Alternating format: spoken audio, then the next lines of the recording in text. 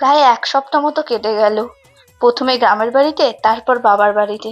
কোথা গেলে যে দিনগুলো চলে গেল, আর কি যে আনন্দ করেছি এবারে আমরা কালী পুজোটা, সে কি বলবো। আমি তো এবার কলকাতাতেই ফিরবো, তবে বোন এবার কলকাতা থেকে ব্যাঙ্গালোর ফিরে যাবে।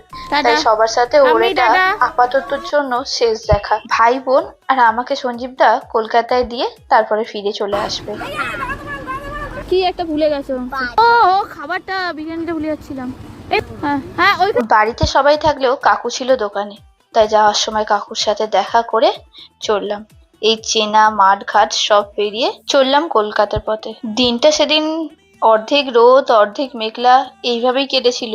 তবে রাস্তায় যেতে যেতে যখন ডানকুনি পৌঁছে গেলাম, এইসব ভাবলেই মনটা কেমন ভারাক্রান্ত হয়ে আসে আর চোখগুলো জলে ভরে ওঠে। যাই হোক, এদিকে আস্তে আস্তে ওয়েদারটাও অনেকটা চেঞ্জ হয়ে গেছে। কলকাতায় এসে দেখি জলে ভরে গেছে।